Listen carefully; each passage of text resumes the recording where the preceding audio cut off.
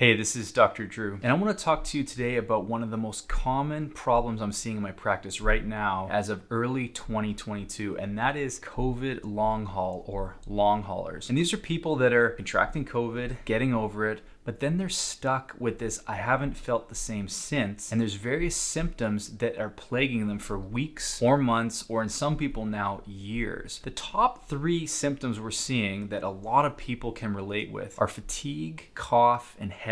So if that sounds like you, then we're gonna go through what we're finding most helpful in the alternative side of things to actually get the systems back online. Now, some other symptoms you have to think about when it comes to COVID long haulers is shortness of breath, chest pains, changes in smell or taste. And that was a common one because when I was sick and had it for about a week there, completely lost all sense of smell. So we're seeing some improvements when you take high dose zinc and PQQ daily. You want to do that for several weeks, and some people it may take longer than others, but it should slowly return. So lots of zinc and lots of PQQ. Some other symptoms people are stuck with: dry, red eyes, chronic runny nose, throat pain, joint and muscle pains, thickening of the blood, and then increased formation of clots. So what is really happening when our bodies go through and have to fight this virus off is it's burning through a lot of nutrients. It's in a stress state. The hormone systems are getting thrown around, and there's mitochondrial damage. And for those of you that don't know, mitochondria are what generate our energy. They literally give us life. They create energy in the form of ATP, which is the energy currency of the body. And because of these major systems, the micronutrient system, the mitochondrial system, and the hormone system, they all get really rattled during COVID. And I wish it was just as easy as eat a good diet, exercise, and sleep, but we know that's not fixing it. So you need more interventions. You need higher order interventions. You need to be a little more aggressive. You do need to understand in some cases we may have to buckle down for 3 to 6 months to really replete these systems, but it could be longer or never in some people's cases if we don't act. But now let's go through the micronutrient system. So the test I like to do is through a lab out of Florida, Cell Science Systems, and with a simple blood test we can actually figure out what nutrients you have at the cellular level. Now, a lot of people like to say you are what you eat, but that's not totally true.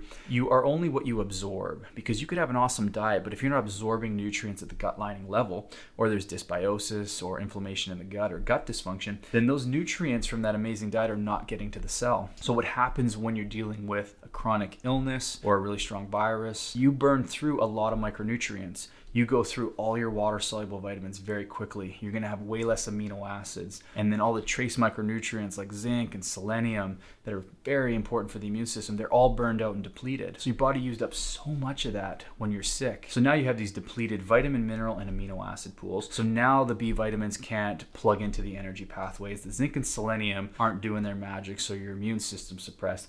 And then the amino acids, which are precursors to enzymes and neurotransmitters, there's not enough of them, so you can't build neurotransmitters and enzymes at the rate your body needs. So guess what? You just feel like crap. You don't want to do anything, you're fatigued, and you simply don't feel yourself because the mitochondria that generate energy, they don't have enough stuff pouring in to actually crank out enough ATP, so you feel awful. And so doing the blood test to determine your micronutrient gaps is a really good start. Then the next question is going to be, well, okay, Dr. Drew, how do we fix it from there?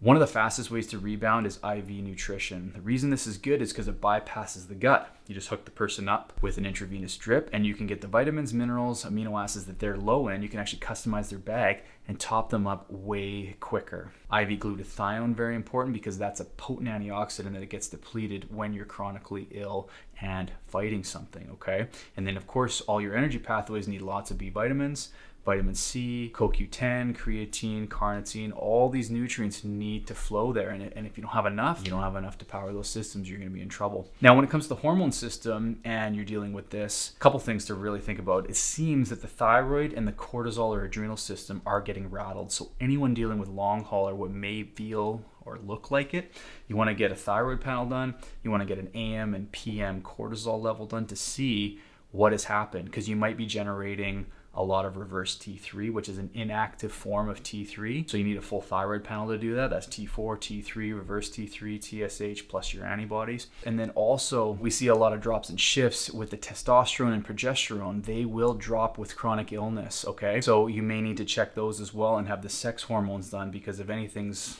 rattled or knocked out of place there, you're going to feel it. Very likely the fat-soluble vitamins will also need to be repleted. I know I mentioned a lot about the water-solubles, which we can replete with IV vitamin drips. We can't put the fat-soluble ones into the vein, but you can do them orally. You can also do intramuscular shots of vitamin D, because those are critical immune supporters too, right? Vitamin A works with zinc to do their antiviral magic, and then vitamin D is the commander and controller of the entire immune system, right? It's also important for energy and mood, mental health, bones, heart.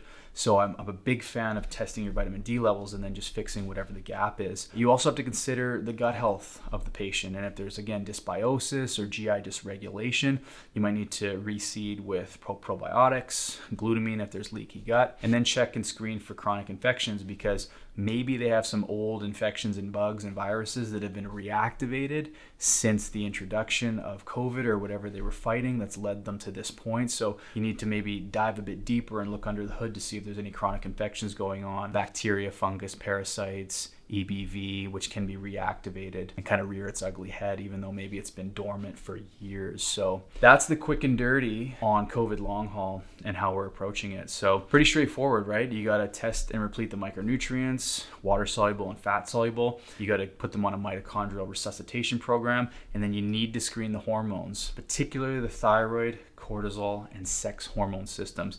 And then it's very straightforward. You fix what you find. But if you've only been told that this is just what you're gonna have to deal with, and your basic blood work looks okay, and just go home and rest, I want you to know that there's more. There's definitely a lot more we can talk about. So if you need help or you have questions, drop a comment below. I'd be happy to chat. And as always, thank you for watching.